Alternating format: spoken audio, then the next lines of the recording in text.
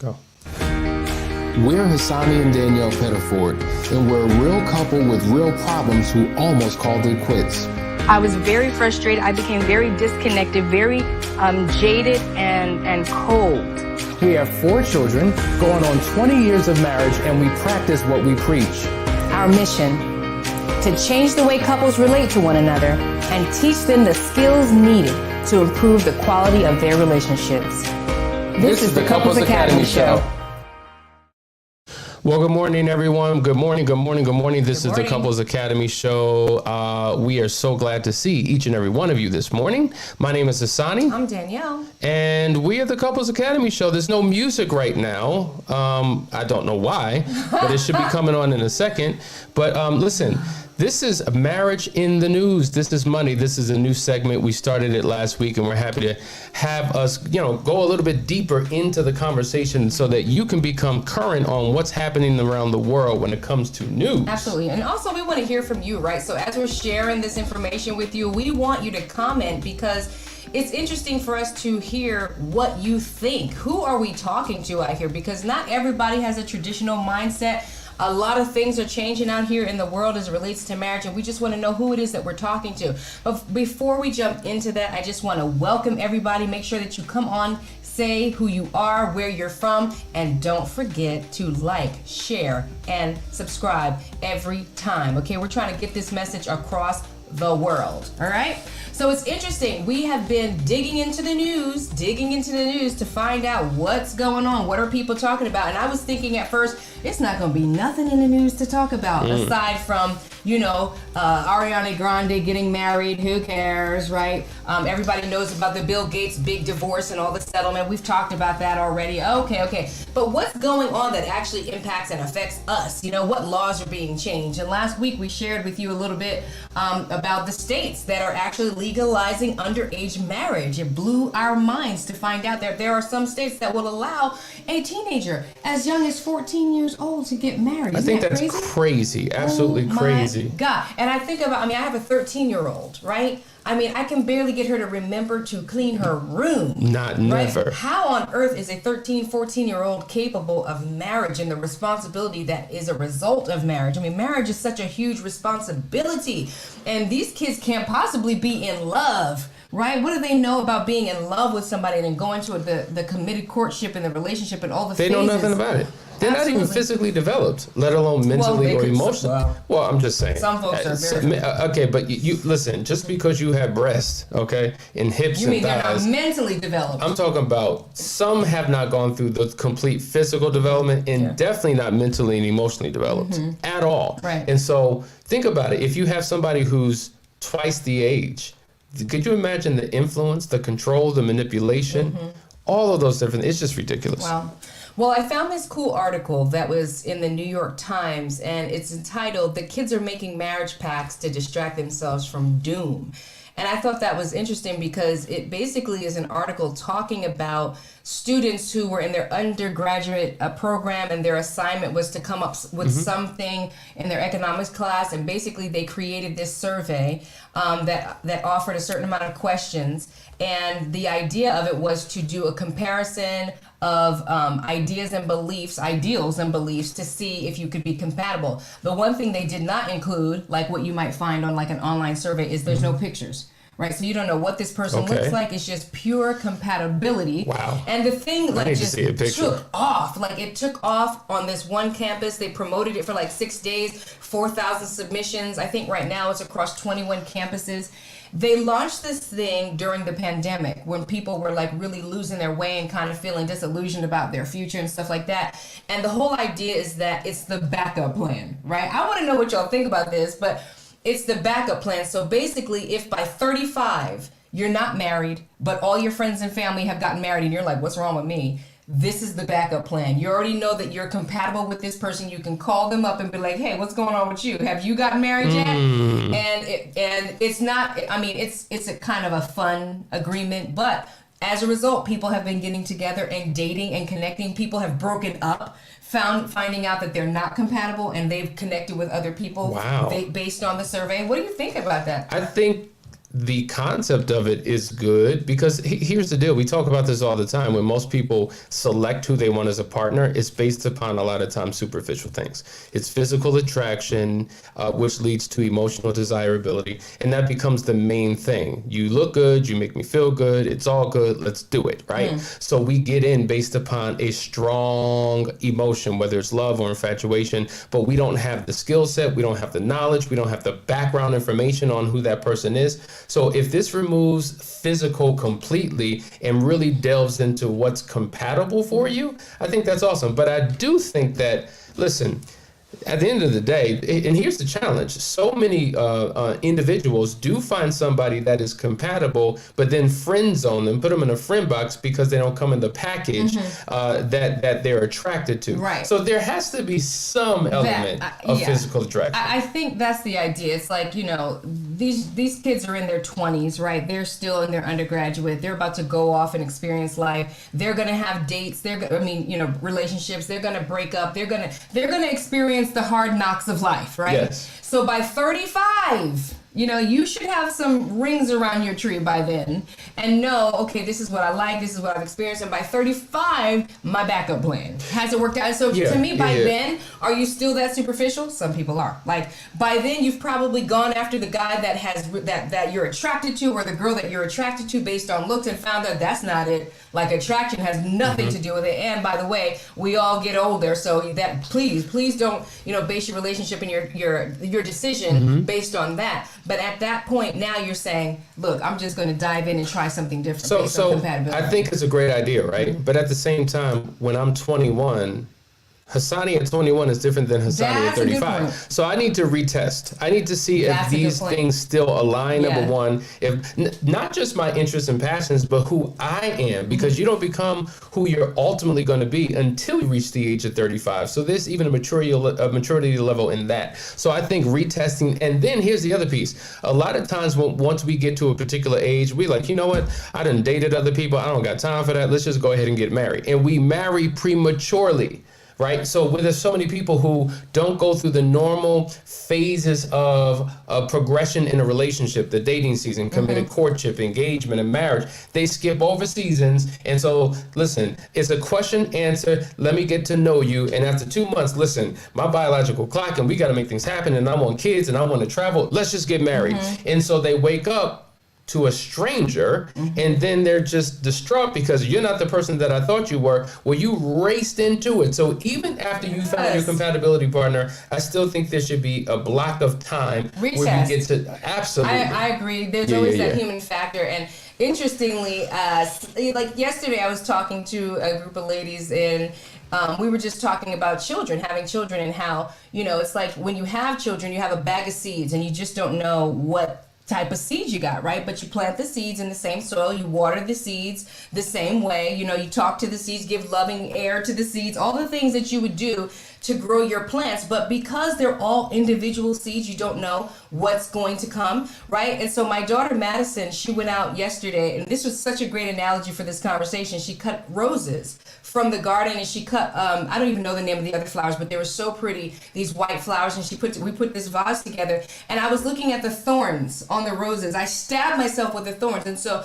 the thorns come later. Like the young rose has no thorns, and it's just like our children in our relationships. I'm getting to the relationship part of it, that we are growing the entire time. And you don't know when the human factor is going to take over in your relationship, and here comes a thorn. You didn't know because it comes later. It's just like the Chinese bamboo tree, right? Yes. You're watering it for years and years and years. You must think it's a dud, stale seed. It's not working. And then suddenly in 24 hours, it shoots up 6 feet, right? So that human factor in your relationships is something that we always have to deal with and juggle. And that's why it's important to fall in love several times with the same person and create a new relationship, because we are always evolving, and sometimes we don't like what we're evolving into, and that's why we have to change. But I love the idea of the test. Where can somebody even, I mean, do you have to be in college to take the test? Is this something that the listeners can? I looked and there was no link for the test. This is something that it's a private study. The person who actually created the test is literally dedicating their life to developing this now, and they have seen relationships develop from it. But you can find this article. It's an article in the New York Times, and maybe you can do your own research. And it's entitled, "The Kids Are Making Marriage Pacts to Distract Themselves from Doom." At the end of the day, you're talking about compatibility, right? How many of you as couples feel like you're truly compatible with your partner? Yeah. That's a great question that we could talk about and do a show on that specifically. Absolutely. Well, we're heading to a break. Yep, this is the Couples Academy Show. We'll be right back in just a second.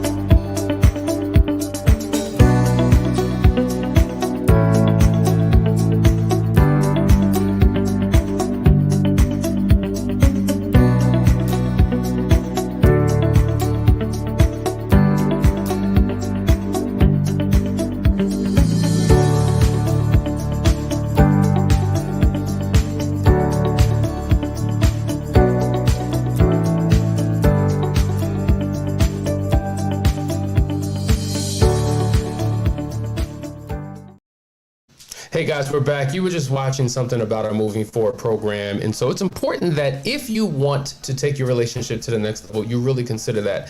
This power and community, as we've been talking about, and many people really enjoy it because it gives them the support system to take them along their journey. And typically when people do the Moving Forward program, it is not the beginning of the journey, it's the continuation of the journey. Right. The beginning of the journey typically starts with an intensive. And so listen, we're excited to announce that June, it's coming up. We have a last chance weekend, June 18th through the 20th. It is virtual. We typically keep it to about 5 couples because we want to create an intimate space, a safe environment, and we walk you through all of the steps of recovery: the marital recovery, your individual recovery, as well as the affair recovery.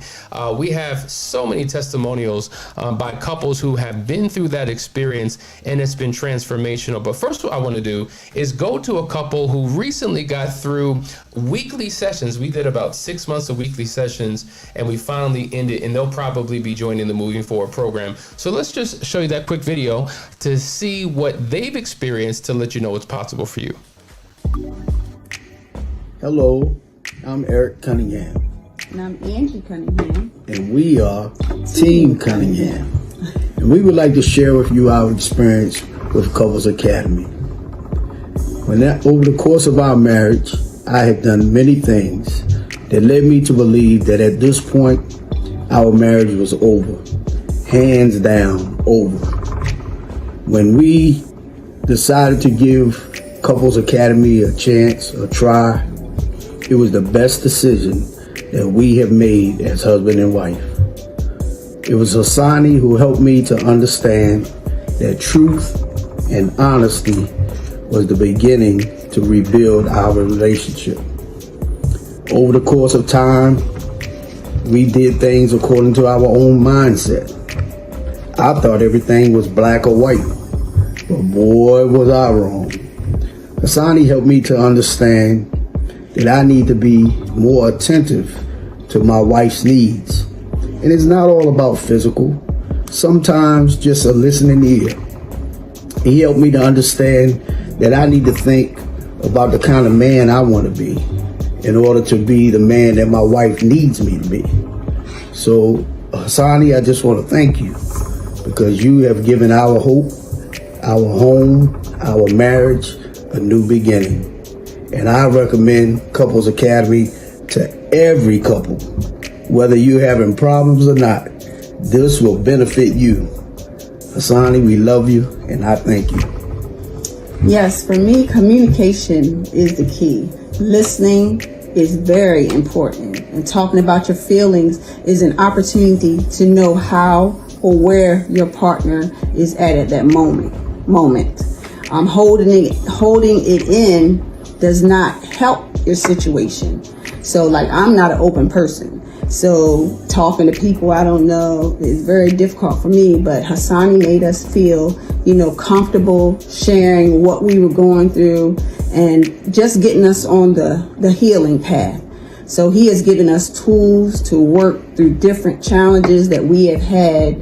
He's been open and he never took sides. He always gave us, an opportunity to say, well, how are you feeling about that? What do you feel about it? Not saying, yeah, you were wrong, man. You were wrong all the time. He was very open to help us work through that process. So I would definitely recommend Couples Academy to anyone. We thank you so much, Sonny, for helping us to get on the right path. So we love you.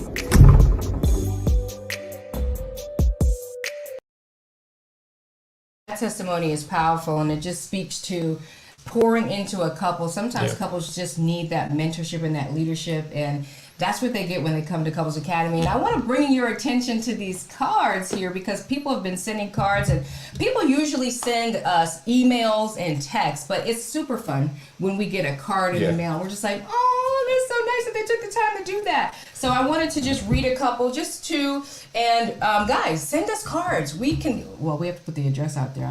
We'll do that. But guys, send us cards. It doesn't have to just be our clients. Some of y'all who are listening every day, we would love to read your card online. So here we got one, and it says, Dear Hassani and Danielle, thank you so much for the last 6 months.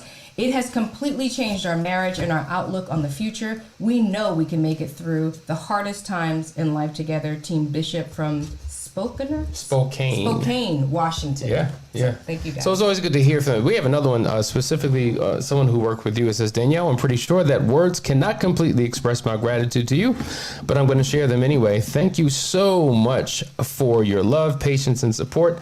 I can honestly say that my life is better and that I'm a better person because you are in my life. You have truly changed me. Thank you for just letting me be me and for not being intimidated or put off by my rough exterior and blunt personality. Thank you for not freaking out when I said that I was fighting with Jesus. You're not freaking out. You didn't freak out, and you didn't tell me that I was wrong for that, and that I was a heathen. And so I appreciate you for that. Love you so much, and thank you. Wow. See, this is what it's really all about, because this is what gets us going. Like it makes a difference to hear from you. It does. And so if you're experiencing any type of change and transformation, simply just by tuning in, we want to know about that so that we can figure out what we need to continue to do to make sure that we're making a difference in your life. Yeah, I'm going to welcome a couple people. Dee Dee from South Carolina, good morning. Angel, good morning. Rick from Michigan. We've got Ralph from Ohio. We've got Robert from Texas. Marie from Michigan. Oh, a couple Michigans going on. We got Vashon from Chicago. Debbie from Kansas. Louisa from Columbia. We've got Naturally Nancy from Florida. Kathy from Virginia. Henry from Germany. All right. We've got Nicole. We've got Corliss from Milwaukee. Hey, sis. Magna from Canada. Andrea from California. It just goes on and on, guys. Thank you so much for joining us. Lorraine from Canada. I see you too. So we want to go to the next subject here, which I think is worthy of discussion because we tend to do the wrong thing with our money. So I found this article in Black Enterprise magazine that says this millennial couple decided to get married and then paid off $123,000 worth of student loan debt in less than 15 months. Wow. And the article just goes on to talk about how they did it. And I'm going to run that list real quick and then give my perspective. But first of all, they came into agreement. Okay? Like what that to me, we're always talking about the power of agreeing, catapulting you to whatever it is that you put in the agreement box, right? It is your catapult. Secondly, they got educated together. So they started reading a bunch of books about how to get out of debt and finances, and they just learned together. Then they combined their income. that's like a cuss word for some people, combined their income and developed a budget and strategy for managing the income. Essentially, they basically they lived on one income. So one of their checks went to basically paying off debt and the other one they lived on. And then they found ways to increase their income, right? So they got promotions, they got raises, they were hustling, they made more money. And then they cut unnecessary expenses. To me, when I hear this is really, for me, less about money and more about the power of agreement. Yes! And the fact that they came together and did something that would be considered impossible, right? This was their dawn wall.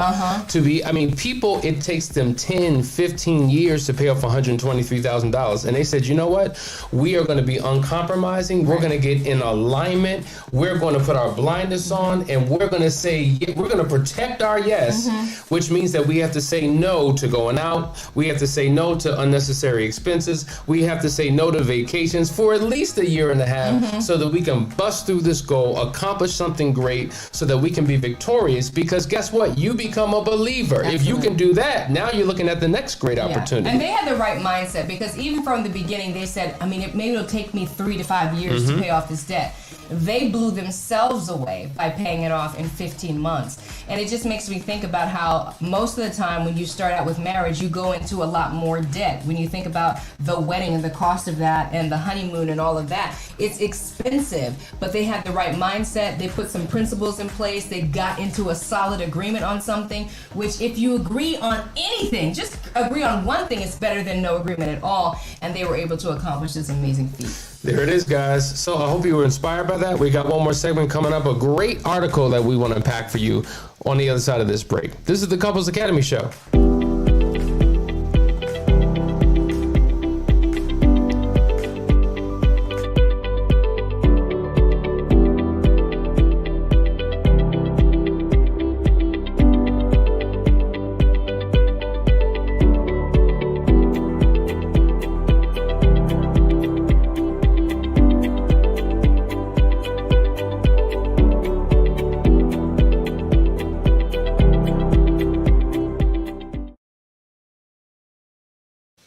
Have you been struggling with issues that have gone unresolved for significant amounts of time? Are you desperate for change but don't know exactly what to do? Well, Couples Academy has the answer. The Gottman Relationship Checkup is a clinical tool that scientifically evaluates relationship strengths and challenges through a comprehensive assessment based upon 40 years of research. With it, each partner completes the assessment in 5 key sections: friendship and intimacy, trust and safety, conflict management, shared meaning, and individual areas of concern. This personalized report provides detailed analysis, flags areas of concern, and suggests specific treatment options that we will discuss together. The insight gained from this assessment will help to take you off the road of recovery and place you on the path to fulfillment. If you're ready to experience quantum growth in your marriage, contact Couples Academy today.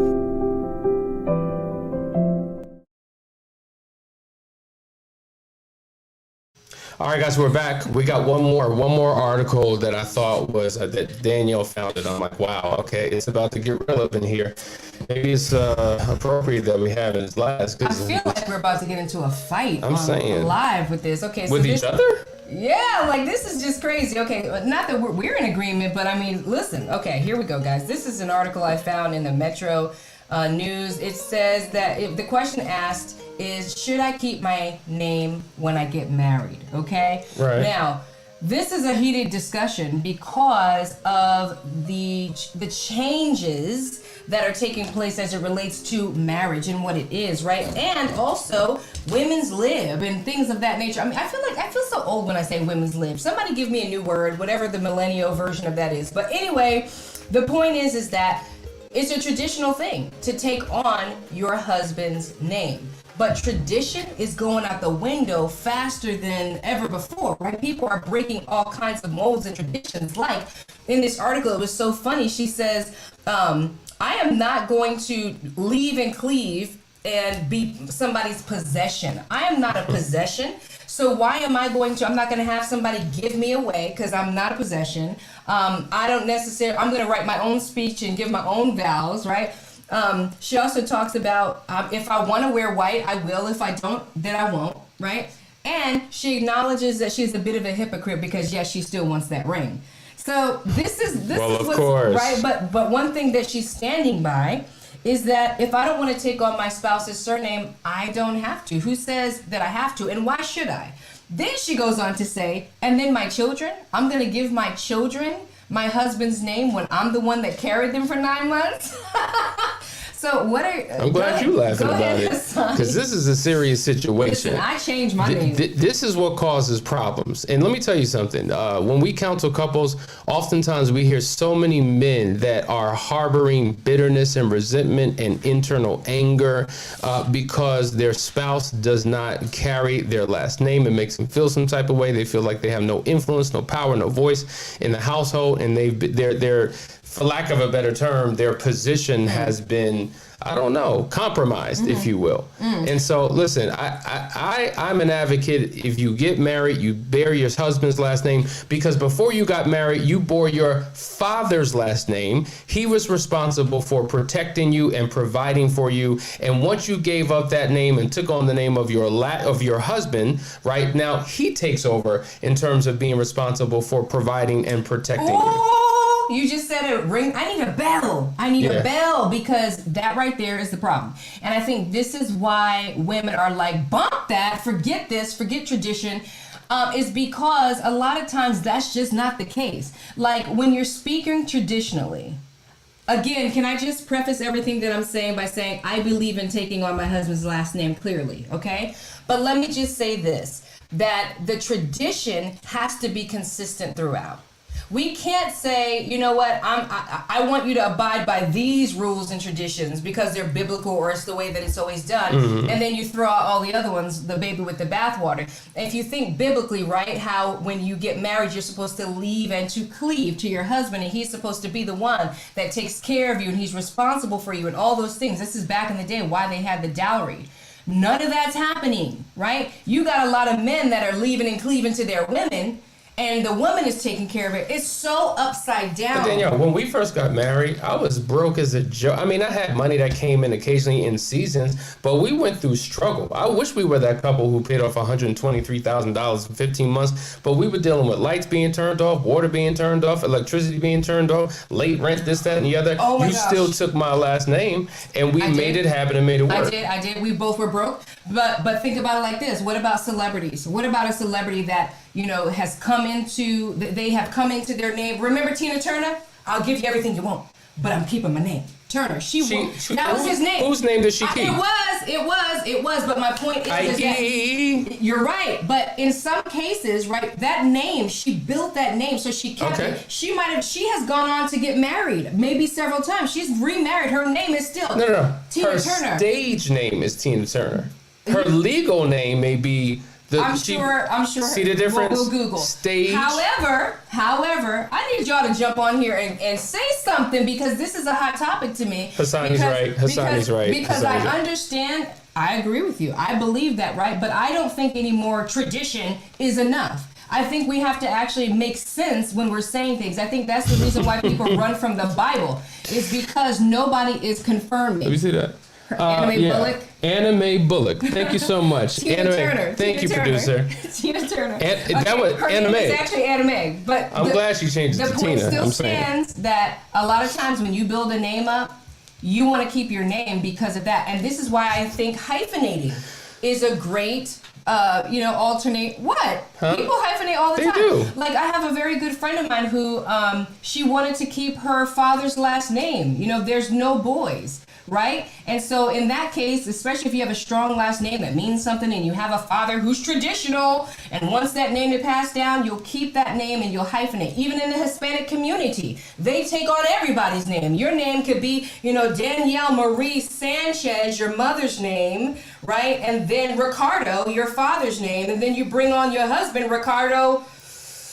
But see, at the end of the day, my last name is Pettiford. So when I took you on as my wife, the expectation and responsibility, the expectation would be for you to take on my last name. Right. A lot of times couples don't have that conversation, and that's why they wind up in crisis. We have 4 children. So let's just say, like the woman in the article, you say, well, no, I don't agree. Yeah. You know what? I want child number 1 to have my maiden name. Child number 2 to have your maiden name. Child number 3, listen, let's create another name for child number 3, and the 4th child can have a different name. I gotta read Confusion. this. I gotta read this. So Ralph says, my wife still has her last, let me put it up. My wife still has her last name, and we made our child a mix between ours. What do y'all think about that? And how do you feel about that, Ralph? Like, was that a compromise that you made because she was just, immovable in her position? Do you agree with that? Does that make sense to y'all to mix the names? That's something that people aren't doing, or I haven't heard anybody do. I gotta read this. Jacqueline says, no hyphen. No hyphen. Wait a minute. And then Tori says, I agree with Hassani on this one. Me too. Me too. No, but we're in agreement. Me with too. It. We do believe in the last name. Yes. And I understand those situations where you hyphenate. I respect the hyphenated name more than I'm not taking where my husband's name. Where me and Hassani disagree, because I agree too. Clearly, my name is Pettiford. Where we disagree is that I don't just stand on something because it's tradition. I feel like it needs to make sense. And I think that people deserve for things to make sense.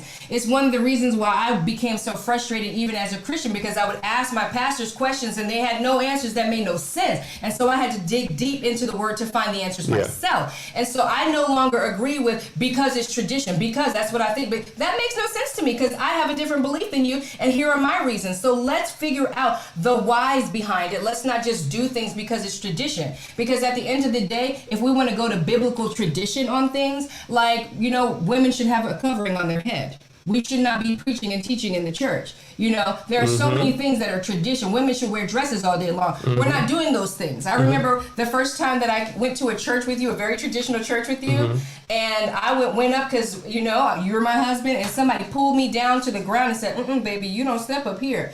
I'm like, whoa, I didn't know anything about those things. So to me, tradition is no longer good enough as an excuse for why we do things. In and of itself. Because tradition is broken right now within the family unit. So, but just for clarity, people hold on to tradition, and a lot of times tradition can be wrong.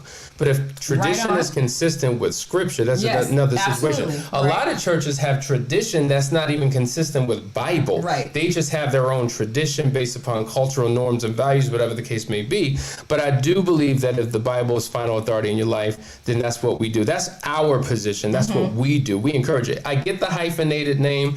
Jacqueline says, I wear a hair covering. And well, great. I love that. I mean, but not everybody does, right? But that's your tradition you're holding to. So if you got a group of people who feel like we need to cover our heads, and then a group of other people that feel like they don't, right? Who's right? Because that's not taught in my church. Going back to the guy's point who said, our children took on a mixture of our name.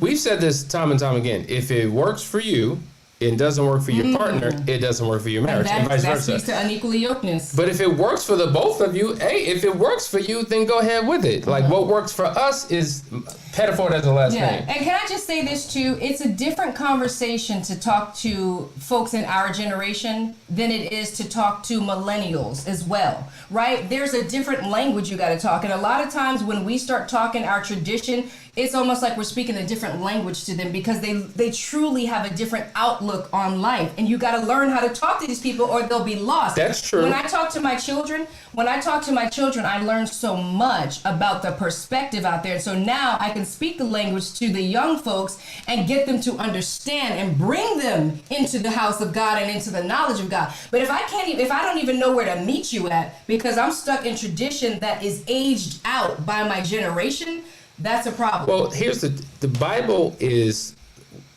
doesn't change, right? God does not change.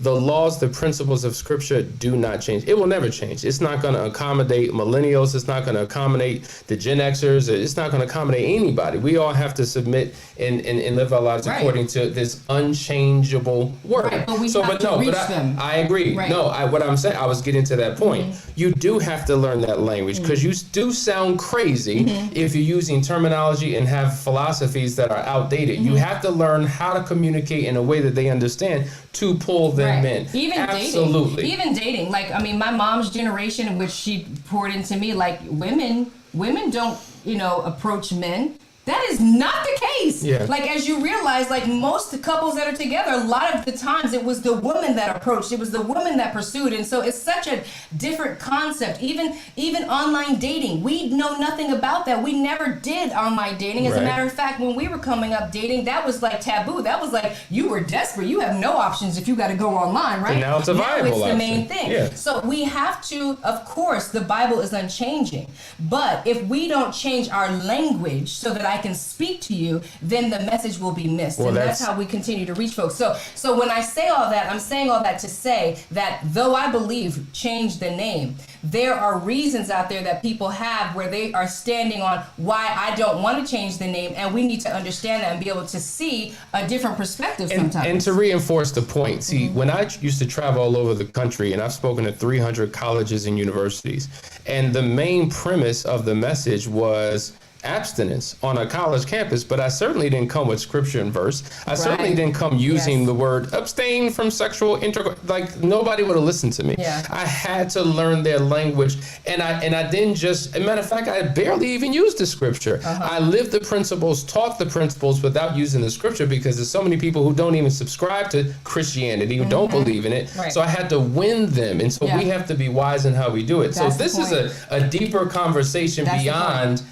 without a doubt. I get your point. Because if you come to somebody with a conversation like, well, because it's tradition, and that, to me, that's just not going to fly. It's not good However, enough. you can come to somebody and bring, if you're willing to hear and listen, because I think a lot of times we shut people down and we cut off the communication by being stuck in our way of thinking and not listening. When we listen to people and understand, okay, well, listen, I can choose what I want to choose. That's the whole thing of this generation. Yeah. If it feels good, do it. No, but you got to know how to speak to these people so that you can say, well, you know what's a better way?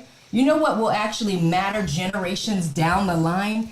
And you can teach them about the lineages that go all the way back to Jesus if you understood how to listen. But we're so stuck in our thinking, and it's almost like we're phobic to other ways of thinking, and we can't be used that way if we're afraid to talk to people. That's so, and you know listen. what? There's power in your first name, there's power in your last name. So your first name speaks to your individuality, but your last name speaks to that lineage. Right. And so the Pettiford name has a lot of greatness to it, just like the Browns and the Smiths and the Jenkins and the Jones. Do you know and your whoever. history? Do you know it, right? Your family tree and Which could be one reason why a woman would keep her name. Well, listen, but anyway. at the end of the day, all I'm simply I saying didn't is, want my name. I was so fast ready to get rid of my name. I couldn't wait to get rid of my name and take on the Pettiford name, okay? couple points. Torlis says, taking the last name of your husband is the beginning of submitting to your husband. Yes. Then Jackie says, Bullock is the maiden name. Turner was from, I can't even read this.